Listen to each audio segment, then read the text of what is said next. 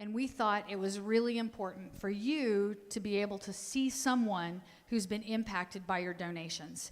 So, Chris, I know that John was bigger than life. Yes, indeed. Thank you so much, Leanne. I want to say, first of all, thank you to each and every one of you for being here tonight.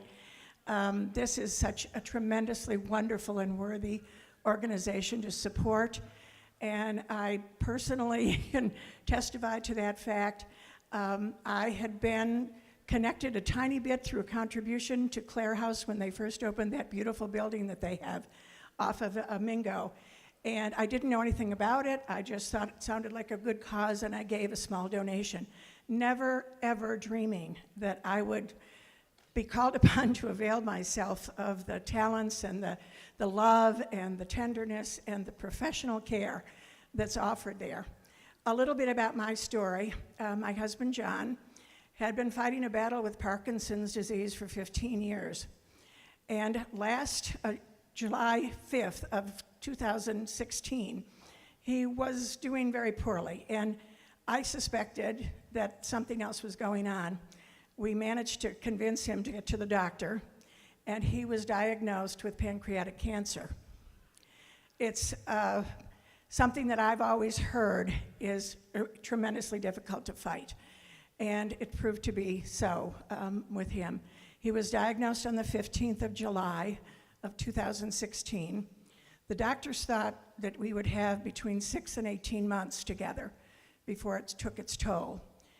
He had 4.5 weeks, and we took him home. I did home health care through St. John Hospice. It was just too difficult. We just couldn't manage it. His sister flew in from Arizona to help, but it was a struggle. And I was so blessed when I heard Clarehouse call me on a Friday afternoon and said, "We have an opening on Monday morning." I couldn't believe it, frankly. There are 10 beds there, 10 beautiful suites in that facility, and I know what the demand is. And I had prayed about it and hoped about it and had mentioned it to one of our doctors in palliative care. And out of the blue, a true godsend, we were called and said there was an opening on Monday morning. We took advantage of that. I must tell you that it was the greatest blessing I could have received and my family could have received at a time of unspeakable sorrow. And it's about the best way I can put it. I was blessed so much, my husband was blessed so much by the love, the care, the attention. He was gluten-free for the last several years of his life. They went out of their way to buy gluten-free groceries. He couldn't eat much, but they did everything they could to honor that, to make him comfortable. It was the most beautiful passing that I could ever imagine. And so I'm a true believer. It is a godsend for the families and for the individuals that are going through that passage. And with all my heart, I thank you. I hope that you never have to be a firsthand recipient of those skills, but if you are very blessed. You are very blessed. And I thank God for Clarehouse. Chris, I know we want to recognize your family and friends that are with you tonight at your table, and John's son, Mark, your son, Yes, Mark. Yes, my son, Mark, Ken, we have Jill, we have the Condrins, Lisa and Bill, we have my friend Joanne, we have the Pursers, Kathy and Chuck, and my good friend there, Kay Miller. So thank you all. Thank you. It takes a team, doesn't it? It takes a team.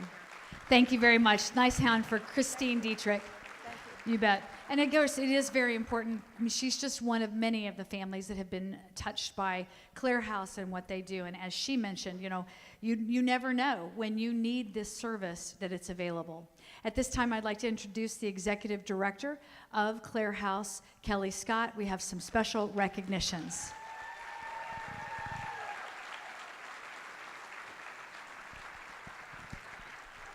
Thank you. Good evening. Thank you so much for being here tonight. I want to thank Christine for sharing a little bit of her story. We love you. We were honored to be a part of your family. While Christine and John's story is very unique, there are stories like that every single day at Clarehouse, and it is our privilege to be a part of that, to be able to share that journey with families and to make that a part of our lives as well. It is a way that we all learn to live a fuller, more meaningful life. And that's the paradox about end-of-life care, is that while someone dies almost every day in our home, it's more about the living and the loving and the sharing that's going on there. So it is so much of a privilege to be doing this work.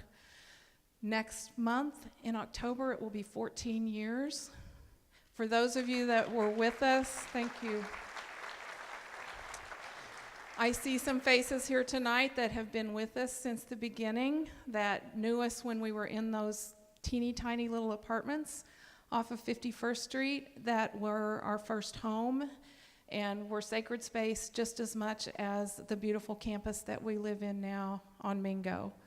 There's not a day that passes that I don't go to work and walk up the sidewalk to that building and think what a miracle it is that it exists. And it's taken this community to do that. The fact that we've been able to provide this service for 14 years, never charging a dime to families, happens because of the generosity of this community. And we don't take that for granted, and we appreciate it every day. I'm deeply grateful for the Gibsons. This family has supported us and shown great leadership in philanthropy, and you have brought us new friends, and that really makes a difference in our lives. So thank you very much.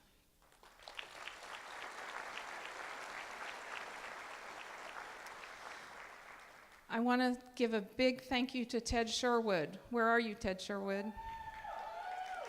Stand up. Ted is the sponsorship chair for this event. We set an ambitious goal for sponsors for this event, and about 2 weeks ago, we busted that goal, exceeded it, and we're really grateful for that. Thank you for your leadership, Ted. And Betsy Pettit, where are you? Stand up and wave. Oh, back there. Betsy is the event chair. She put this whole thing together with an amazing committee. If you've been on this event committee, would you please stand up and let us say thank you?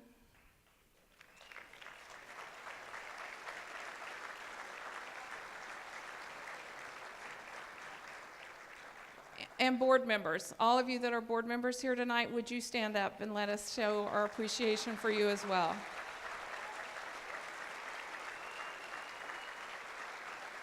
An amazing group of volunteers who provide their leadership and service for the oversight and strategy of our organization. How about volunteers? We got a lot of volunteers. Would you please stand up? Thank you all for everything you do every day, as well as what you're doing here tonight.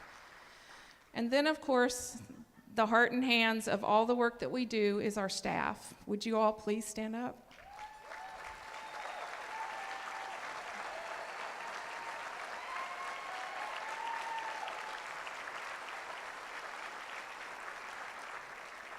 I am grateful to all of you, everything that you do every day, in and out, at the bedside, sitting and being present and loving and holding hands and crying with our guests and families and laughing and celebrating with them as well. You're doing it all, and we're very grateful. So, did I forget anybody? Does anybody else want to stand up? Thank you again. I'm grateful to Leanne and her very warm and gracious presence here tonight. And she volunteered to do this for us as well, and it's been a real gift. So I hope that you enjoy the rest of your evening. Please celebrate with us and come and see us. Stop by for a cup of coffee. Come in and see the butterflies, take a walk in the gardens, whatever you'd like to do. Our home is always open, and we welcome you anytime. Thank you. Great job, Kelly. Kelly Scott. Fantastic.